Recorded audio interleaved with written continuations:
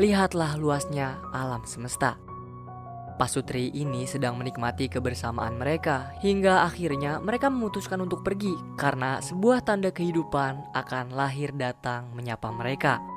Mereka meninggalkan sebuah jejak, tanda bahwa masih banyak manusia yang sangat menikmati keindahan hutan dan itu pun akan menjadi sebuah makanan untuk hewan kecil yang ada di sana. Di balik sebuah sisi daun, sepasang kumbang kepik menunggu menetasnya telur-telur mereka. Kita namakan mereka dengan Bek, Bik, dan Bak, 3 saudara kembar. Mereka mengajarkan caranya untuk terbang agar anak-anak itu bisa terbang kencang melawan kerasnya hidup yang akan mereka hadapi. Seekor lalat menertawakan Bik yang terjatuh di kali pertama percobaan terbangnya. Hal tersebut tidak ia hiraukan sama sekali, justru membuatnya semakin penasaran dengan yang ada di sekitarnya. Kedua orang tua mereka pun mengajak untuk berkeliling, menikmati sejuknya angin liar ditambah dengan pemandangan indahnya alam. Di balik kesejukan dan keindahan yang mereka dapatkan, ketiga kembar itu penasaran sama sebuah lubang besar gelap menakutkan yang mereka lihat. Para kumpik atau kumbang kepik kembali terbang. Bik mendengar sebuah tawaan meledek dari lalat yang tadi. Ia pun terbang mengejar si lalat sampai ke sebuah batang pohon. Namun di sana ia dikelilingi oleh lalat-lalat dewasa. Saat memutuskan untuk pergi, lalat-lalat itu mengikutinya sambil terus meledek.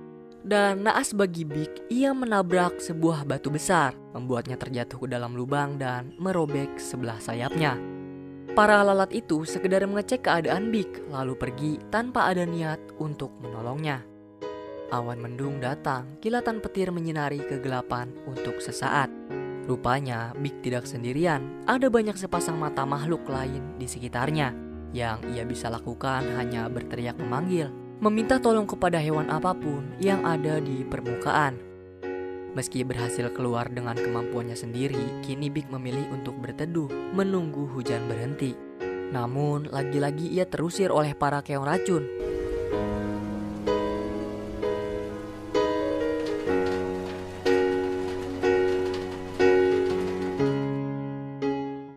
Dalam hidup ini, jadilah seperti matahari. Kamu mungkin terbenam, namun besok kamu akan terbit kembali. Rise and shine. Seperti dengan yang terjadi kepada Bik, ia berhasil melewati malam ini dengan kesendiriannya dan tanpa sadar bangun dengan penuh kejutan. Rupanya semalam ia tidur di dalam kotak bekal milik Pasutri sebelumnya. Di sana sudah banyak berbagai serangga mengambil makanan gratis yang tersedia untuk mereka semua. Termasuk para semut juga mengetahui kehadiran banyaknya makanan. Pemimpin mereka mencoba mengecek keadaan kotak makanan yang ditinggali Bik. Lalu saat mencobanya, itu semua gula. Ia kembali memanggil semua bawahannya, lalu mengangkat semua kotak makan tersebut secara bersama-sama. Bik hanya bisa diam bersembunyi di antara tumpukan gula itu. Pasukan semut membawa kotak itu jauh menembus hutan, melewati bebatuan, dan tidak sengaja menjatuhkannya di sana. Dan dari kejadian itu, Bik terpental keluar dari dalam kotak.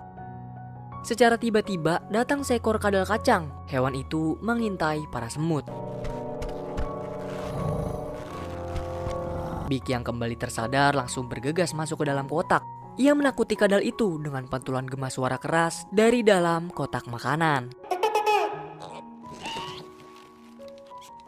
Semut-semut itu pun berterima kasih dan mengajak Bik untuk ikut bersama mereka setelah berjalan jauh.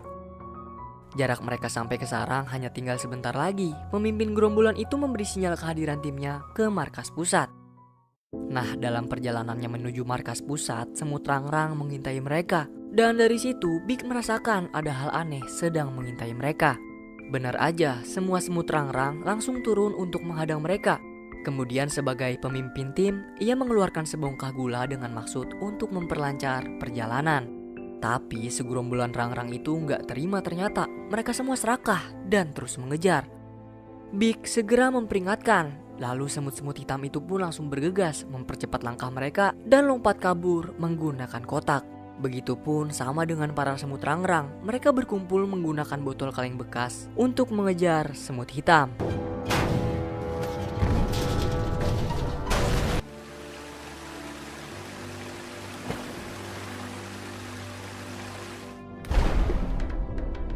Semut-semut itu selamat. Sekarang mereka harus mengikuti arus sungai, juga melewati bebatuan.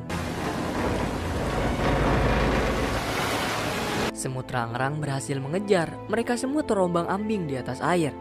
Tanpa sengaja, Big jatuh nyemplung ke dalam sungai. Hal itu pun memancing seekor ikan keluar dari sarangnya. Sebuah usaha penyelamatan dilakukan oleh para semut hitam. Mereka membentuk formasi untuk menyelamatkan Big. Setelah itu, mereka mendapat masalah lain. Sebuah air terjun siap melempar mereka ke bawah. Menyadari hal tersebut, semut hitam masuk ke dalam kotak untuk melindungi diri mereka semua.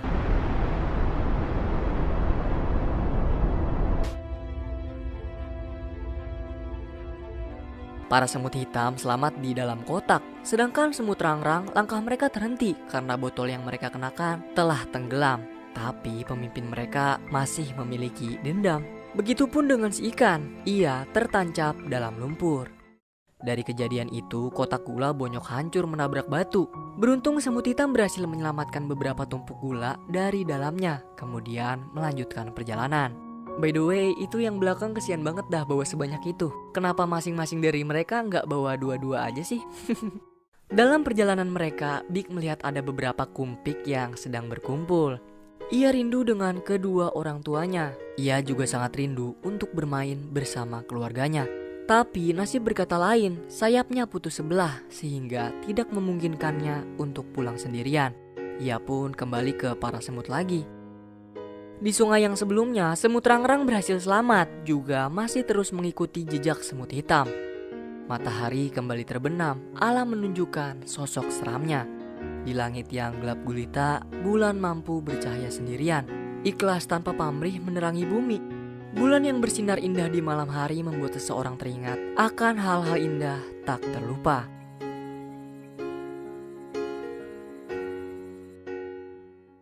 Semalam cukup untuk mereka beristirahat. Semut rangrang sudah mengejar semut hitam sampai di tempat bermalam mereka. Mereka terus mengejar semut hitam dari belakang sampai ke tengah jalan raya. Dari sisi lain, sebuah mobil melaju dengan kecepatan standar. Tapi semut hitam sudah memprediksi kalau mereka pasti bisa menghindari mobil tersebut. Sedangkan semut rangrang, langkah mereka terhenti di sana. Setelah melewati semua rintangan, akhirnya kini mereka tiba di markas pusat. Big masih diajak untuk ikut bersama mereka.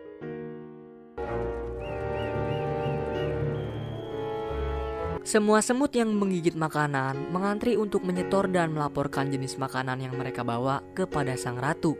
Jika makanan itu layak dikonsumsi, maka sang ratu akan menjatuhkan telurnya. Sekarang giliran makanan gula yang dicoba oleh ratu, dan dalam satu gigitan, ia bisa mengeluarkan ribuan telur dari dalam perut ratu. Tanpa ada yang mengetahui, semut rangrang tadi berani loh ngejar mereka sampai ke depan markas pusatnya. Ia pun berjalan jauh untuk segera kembali ke markasnya sendiri dan melaporkan itu kepada ratunya. Ratunya pun sama aja, ia juga terprovokasi sama bawahannya sendiri dan menyiapkan semua pasukan untuk menyerang langsung ke markas semut hitam. Matahari terbenam kembali dan keindahan bulan muncul menerangi sebagian bumi. Waktu beristirahat para semut, begitupun dengan Big yang sudah dianggap keluarga oleh mereka. Rasa rindu bertemu dengan keluarganya terbawa sampai ke alam mimpi.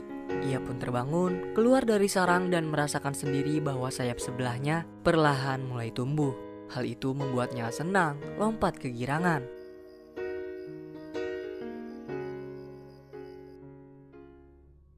Di pagi harinya, ratu berserta semua rakyat semutnya terbangun dengan perasaan yang sangat mengagetkan.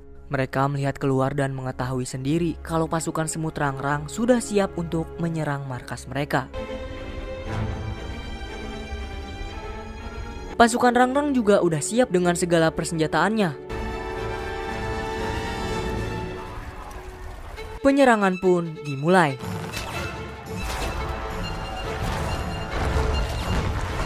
Gak mau tinggal diam, semut hitam membuat serangan balik.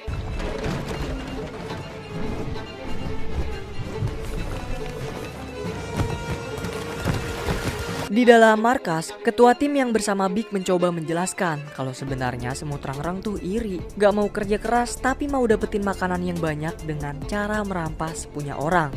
Karena dendam itu pun si rangrang jadi memprovokasi ratu mereka untuk menyerang markas semut hitam. Nah dari sini ratu mengerti, ia pun mengizinkan untuk membuat serangan balik abis-abisan dengan semua persenjataan yang ada di gudang mereka. Itu semua merupakan petasan jangwe kalau bahasa sininya. Terus dengan perintah ratu, ia memimpin penyerangan.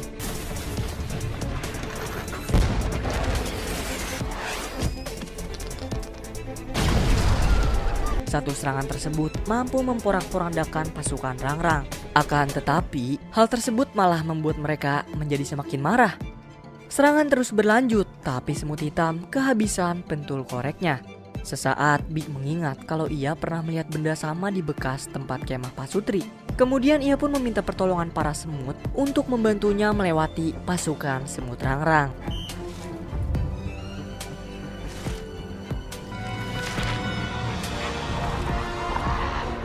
Dengan memanfaatkan dorongan dari pesawat kertas itu, Big mengepakkan sayapnya yang baru tumbuh untuk terbang masuk ke dalam hutan. Semua semut hitam bergantung kepadanya. Sesekali ia singgah untuk makan dan turun untuk melihat sayapnya sendiri. Sesampainya di sana, Big mencoba mengangkat kotak korek tersebut, tapi sayang sayap kecilnya tidak kuat untuk menerbangkannya sendirian.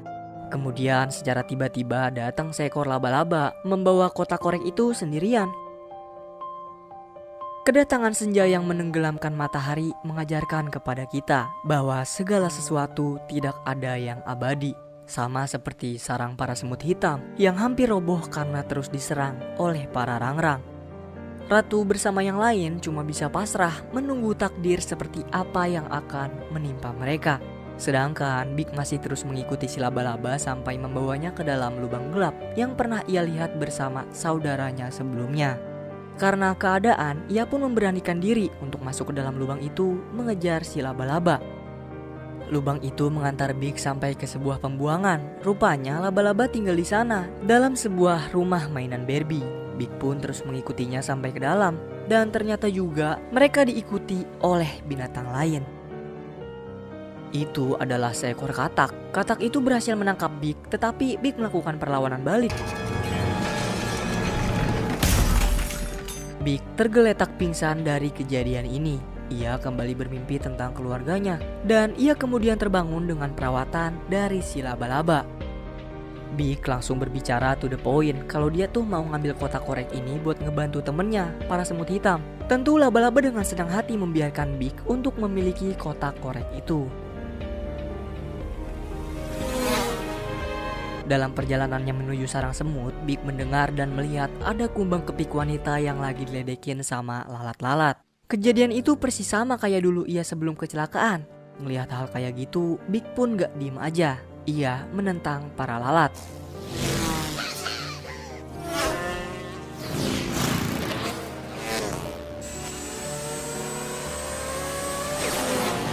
Dalam satu perjalanan, Big berhasil mengalahkan para lalat tersebut. Setelah mengalahkannya, Big kembali mengambil kotak korek dan melanjutkan perjalanan. 2 hari pertarungan berlangsung, markas pusat mereka semakin ringkih terkena serangan. Tapi para semut hitam masih percaya kepada Big, menunggu kepulangannya. Big bagaikan sebuah fajar, ia datang dengan sinarnya yang menerangi kegelapan dalam keputusasaan.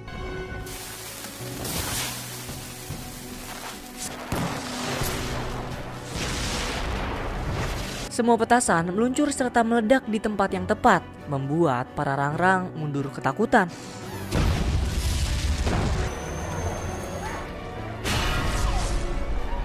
Peperangan itu membakar sekeliling halaman markas semut hitam, dan dari langit datang pesawat untuk memadamkan api itu karena dikhawatirkan akan menyebar ke seluruh bagian hutan.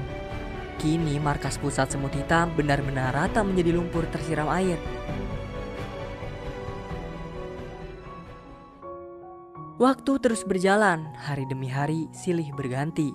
Namun, alam yang ada di bumi tetap terlihat indah tanpa henti. Di dalam keindahan alam itu ada banyak binatang yang hidup di dalamnya. Seperti Big yang sudah memiliki istri dan anaknya sendiri, mengajarkan mereka